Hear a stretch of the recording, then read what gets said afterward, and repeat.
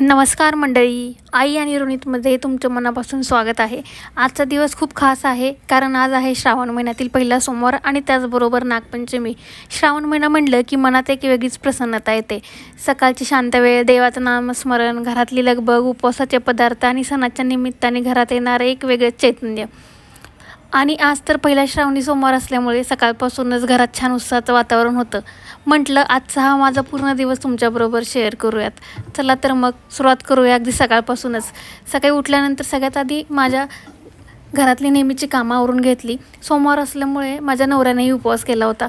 त्याच्यासाठी उपवासाची खिचडी आणि थोडंसं उपवासाचं तळण करून ठेवायचं होतं. म्हणून सकाळची सुरुवात झाली ती स्वयंपाक घरातूनच. सण असला, उपवास असला किंवा साधा दिवस असला तरी घरातल्यांसाठी कितीही प्रेमाने बनवायला मला नेहमीच आवडतं. आपण किती दमलो तरी घरातल्यांनी आवडीने खाल्ले की आपला सगळा थकवा निघून जातो, नाही का? आता नवऱ्यासाठी उपवासाची खिचडी तयार करून घेतली. उपवासाची खिचडी अगदी साध्या पद्धतीने केली तरी ती खायला खूप छान लागते. सोबत उपवासाचे तळणही तळून घेतलं. सकाळीच हे सगळं करून घेतलं की नंतरची कामं करताना थोडं निवांत वाटतं. आज पहिल्या श्रावणी सोमवार असल्यामुळे घरात सकाळपासूनच एक वेगळी शांतता आणि प्रसन्नता जाणवत होती. आता स्वयंपाकाची लगबग थोडी झाली आणि मग वेळ झाली आमच्या दोघांच्या चहाची. आज गवती चहाचा चहा बनवला होता. आम्ही दोघांनी मिळून गोड चहा घेतला. सकाळचा गरम गरम चहा आणि दोघांनी थोडा निवांत वेळ बसून मारलेल्या गप्पा दिवसाची छानच सुरुवात होते. आपल्या रोजच्या धावपळीत असे 2 क्षण स्वतःसाठी आणि आपल्या माणसांसाठी मिळाले तरी मन खूप प्रसन्न होते. चहा पिऊन झाल्यानंतर परत कामाला लागले. घरातून कोणी बाहेर पडताना त्याचा डबा तयार करून देणं ही माझ्यासाठी रोजची गोष्ट असली तरी आजचा दिवस थोडा खास होता.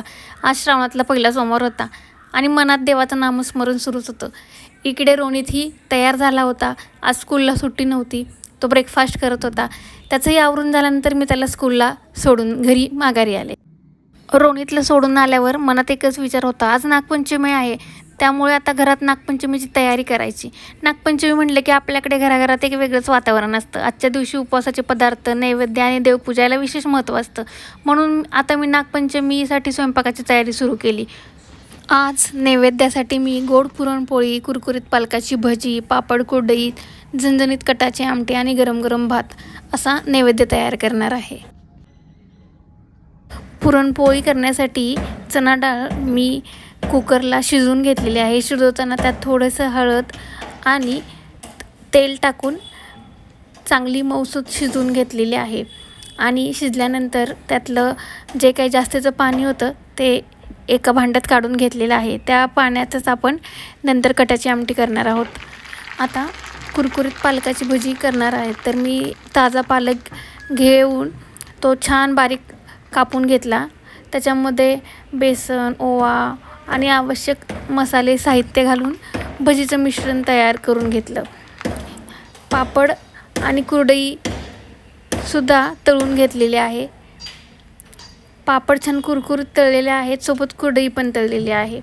गरम गरम भात, आमटी आणि कुरकुरीत पापड कुरडईची जोडी म्हणजे साध्या जेवणाची रंगत वाढवणारी. सणाच्या ताटात हे पदार्थ असले की ताट अजून भरगच्च आणि सुंदर दिसतं.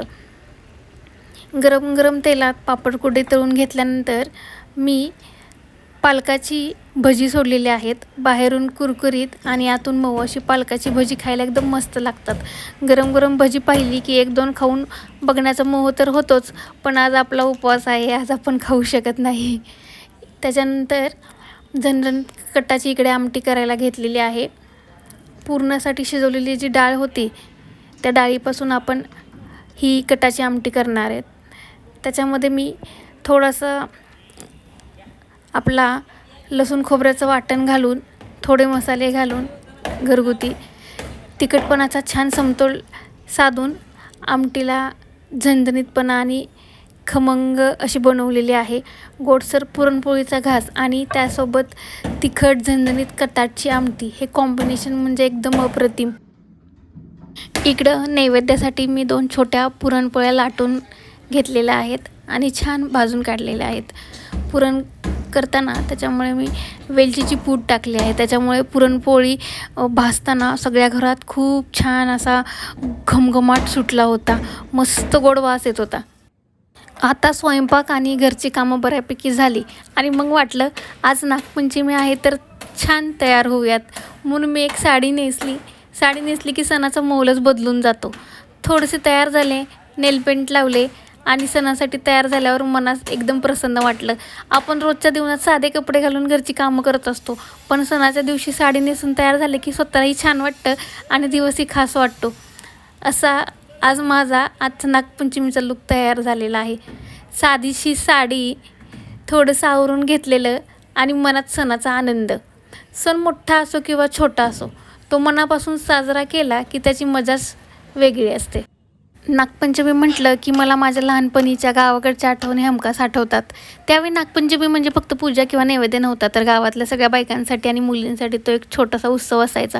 सकाळपासून घरात लगबग सुरू व्हायची. बायका छान साड्या नेसून नटून थटून तयार व्हायच्या आणि मग सगळ्यांनी मिळून देवळात दर्शनाला जायच्या. देवळाकडे जाणाऱ्या रस्त्यांवर सगळीकडे साड्यांचे रंग, बायकांची लगबग, हसणं, बोलणं आणि सणाचा उत्साह हे सगळं अजूनही डोळ्यासमोर उभं राहतं. देवाचं दर्शन झाल्यानंतर मग गावातल्या बायका आणि मुली एकत्र जमायच्या, पारंपरिक खेळ खेळायच्या, फुगड्या खेळायच्या, गाणी म्हणायच्या आणि त्या गाण्यांमध्ये आणि त्या हसण्यात आणि त्या खेळांमध्ये किती आनंद असायचा. त्यावेळी मोबाईल नव्हते, सोशल मीडिया नव्हता, तरी सगळ्यांना एकमेकींसाठी वेळ होता.